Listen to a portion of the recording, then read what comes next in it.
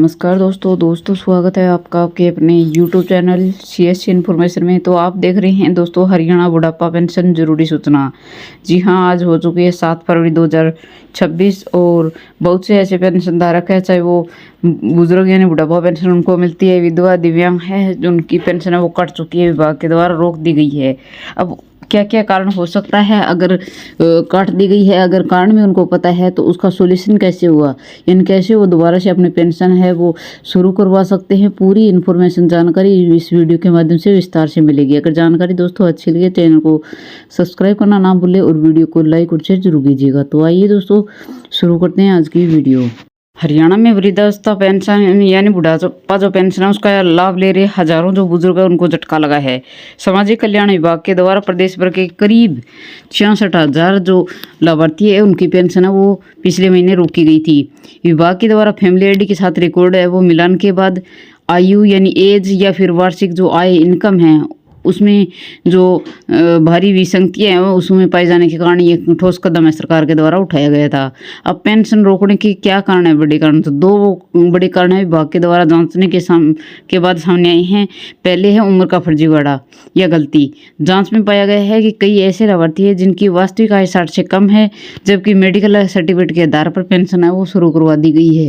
यानी बुढ़ापा पेंशन लेने के लिए 60 की एज होनी चाहिए और उन्होंने फर्जी अपना जो डिप्लोमा वो सर्टिफिकेट बनवा के अपलोड कर दिया है। बाकी अगर उनकी वास्तविक में आय देखे तो 60 से भी कम है, तो विभाग ने इसकी जो पेंशन है वो रोक दी है।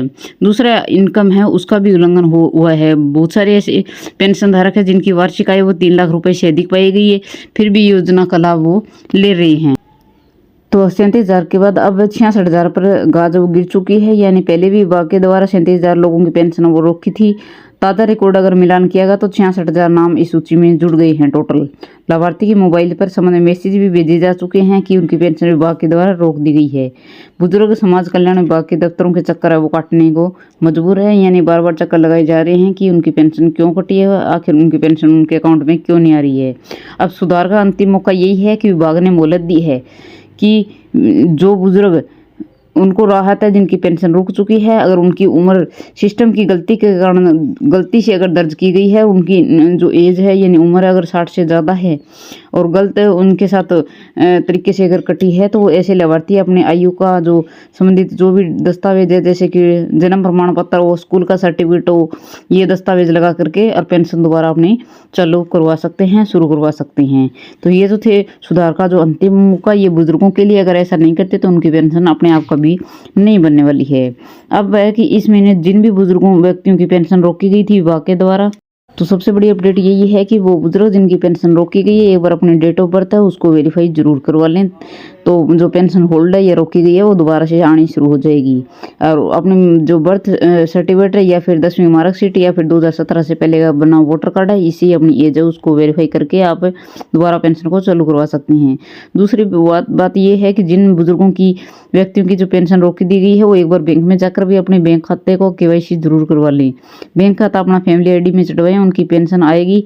और फसल ऑनलाइन पंजीकरण के कारण या फिर इनकम 3 लाख से अगर ऊपर हो चुकी है और फिर पेंशन कटी है तो उसका कोई समाधान इस पे नहीं होने वाला है। बाकी जो समाधान होने वाला है वो मैंने आपको वीडियो के माध्यम से बताया है कि या तो KYC कंप्लीट नहीं है या फिर कोई और एज का कोई इशू है, तो ये चीज़ें उसका सोल्यूशन हो सकता है, पेंशन दोबारा बन सकती है। लेकिन इनकम अगर 3 लाख से बढ़ चुकी है या फिर फसल पंजीकरण मतलब है जब बेची गई है तो पेंशन बढ़ी है, तो इसका कोई समाधान नहीं है। बेशक कहीं पे चक्कर ना लगाए, दोबारा से पेंशन नहीं बढ़ने वाली है।